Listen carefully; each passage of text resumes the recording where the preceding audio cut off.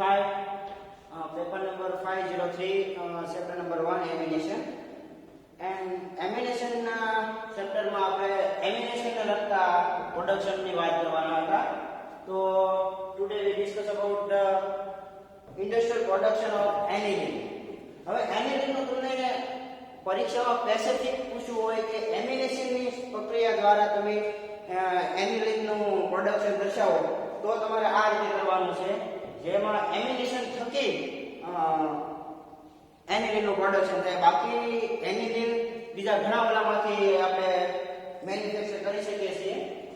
તો industrial production of aniline by amination process. તો we discuss about this કે શેમાંથી કયા રો મટીરીયલ દ્વારા આપણને એનિલિન મળશે. બરાબર. First of all, nitrobenzene is taken into evaporator and H2 gas is preheated H2 gas is taken into same time evaporator. So in evaporator the nitrobenzene vapor and H2 gas mixture is formed. This mixture is charged into converter. In this converter the copper catalyst is taken and all reactions take place in 200 temperature. In converter, the catalytic reaction is started and second converter temperature is rising 315 Celsius. In second converter, the remaining mass is taken into second converter. In this converter, the remaining mass of first converter is converted into aniline. The amination process is formed in these two converters, and second converter's mass is taken into condenser.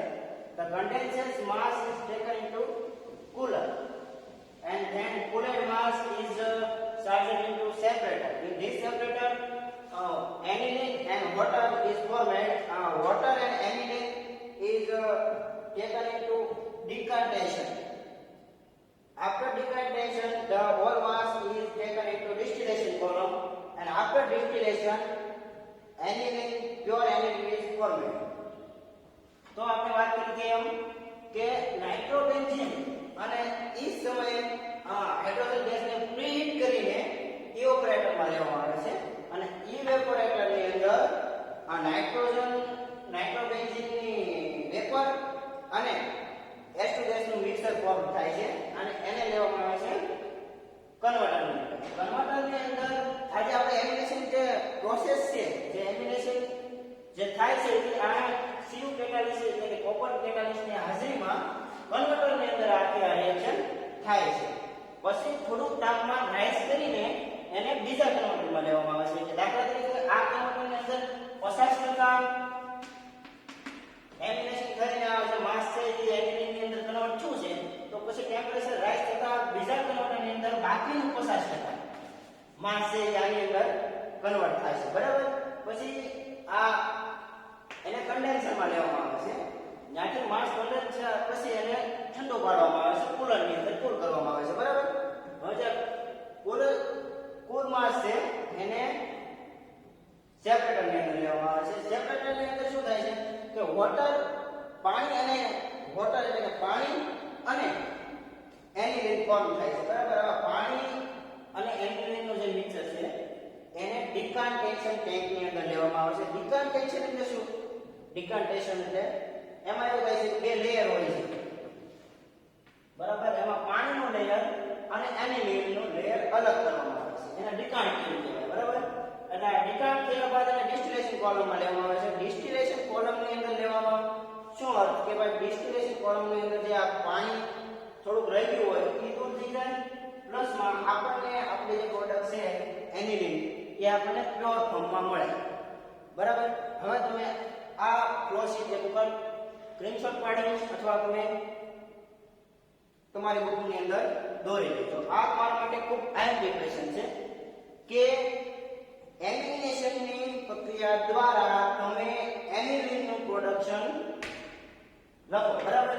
તો આની અંદર તમારે પહેલા row material, પછી equipment, પછી flow sheet, પછી process, પછી એની property અને પછી લાસ્ટમાં એના યુઝ લખો ત્યારે તમને તમારા ક્વેશ્ચનના પૂરેપૂરા માર્ક મળે.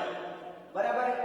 હું તમને હજી એક વખત સમજાવી દઉં છું કે નાઇટ્રોબેન્ઝીનને અને તે સમયે હાઇડ્રોજન ગેસને પ્રીહીટ કરીને ઇવોપરેટરમાં લેવામાં આવે છે. તેમાં નાઇટ્રોબેન્ઝીન અને હાઇડ્રોજન ગેસનું મિક્સર ફોર્મ થાય છે.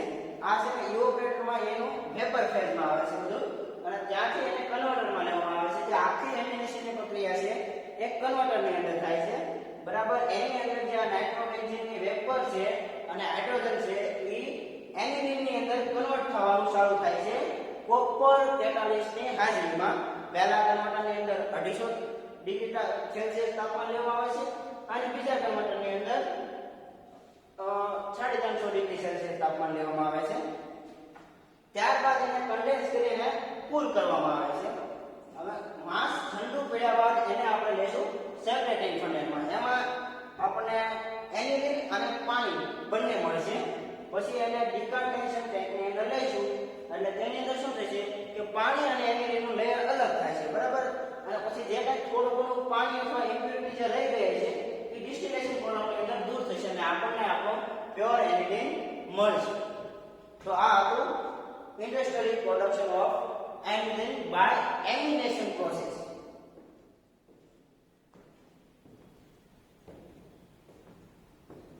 તો હવે આપણે કેમિકલ રિએક્શન જોઈશું એનિલિનની કે નાઇટ્રોબેન્ઝીનમાંથી કઈ રીતે એનિલિન બને છે. બરાબર? નાઇટ્રોબેન્ઝીનનું 200 થી 350 સેલ્સિયસ ડિગ્રી તાપમાન જીવ કે કોપર કેટાલિસ્ટની હાજરીમાં જે આ એનોડ ગ્રુપ છે તેનું એમિનેશન થઈને NH2 ગ્રુપ લાગી જાય છે. બરાબર? એટલે આપણું એનિલિન ફોર્મ થાય છે. તો આપણે આજે આગળ જે પ્રોસેસ સમજાય તેની સાથે સાથે આપણે આ કેમિકલ રિએક્શન પણ લખવાની છે. બરાબર? અને પછી આપણે એની પ્રોપર્ટી લખવાની છે કે એનું મોલેક્યુલર માસ કેટલું છે. બરાબર? આને આવશે ગ્રામ પ્રતિ મોલ. ગ્રામ પ્રતિ મોલ. બરાબર? અને પછી એનો સ્ટ્રક્ચર મોલેક્યુલર ફોર્મ્યુલા લખવાનું છે. એપ્રિયન્સ એનો દેખાવ દાખલા તરીકે યલો લિક્વિડ, એનિલિનનું મોટા ભાગે યલો લિક્વિડ ટાઈપનું દેખાય છે, પણ એટમોસ્ફિયર પ્રમાણે ઘણી વખત થોડું કલરલેસ પણ હોઈ શકે. પછી ડેન્સિટી છે એની 1.021 બરાબર? અને આ છે એનો બોઇલિંગ પોઈન્ટ 184.13 સેલ્સિયસ. બરાબર?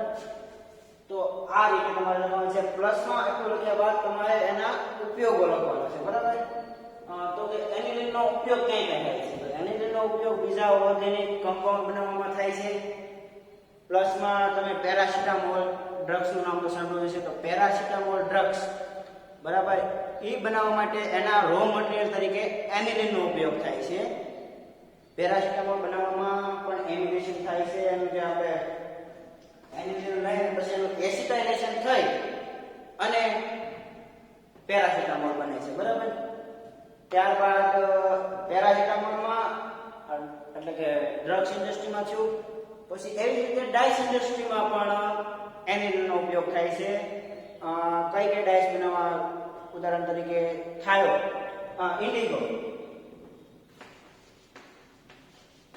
ઇન્ડિગો ડાઇસ છે એ બનાવવા માટે એનિલિન વપરાય છે. થાયો ઇન્ડિગો બનાવવા માટે એનિલિન વપરાય છે. એવી રીતે બીજી ઘણી ડાઇસ બનાવવા માટે એનિલિનનો ઉપયોગ થાય છે. બરાબર? તો આજે આપણે શું ભણ્યા કે સૌપ્રથમ આપણે એમિનેશન પ્રક્રિયા દ્વારા નાઇટ્રોબેન્ઝીનમાંથી આપણે એનિલિનનું પ્રોડક્શન ભણ્યા. ત્યારબાદ એની ફ્લોશીટ આપણે જોઈ. ફ્લોશીટ જોયા બાદ આપણે એમાં એની કેમિકલ રિએક્શન પ્લસ એની પ્રોપર્ટીઝ, એની ડેન્સિટી, એનો બોઇલિંગ પોઈન્ટ, એનો એપ્લિયન્સ, એની મોલિક્યુલર ફોર્મ્યુલા એ બધું જોયું આપણે. ત્યારબાદ આપણે એના યુઝિસ જોયા. હવે આ આખો એક ક્વેશ્ચન છો, આ મોટો ક્વેશ્ચન તમને પૂછાઈ શકે, બરાબર? તો તમે એકવાર જોઈ લેજો, રિવિઝન કરી લેજો. અને હવે આપણે આવતા લેક્ચરમાં બીજા પ્રોડક્શન સાથે મળીશું. Thank you.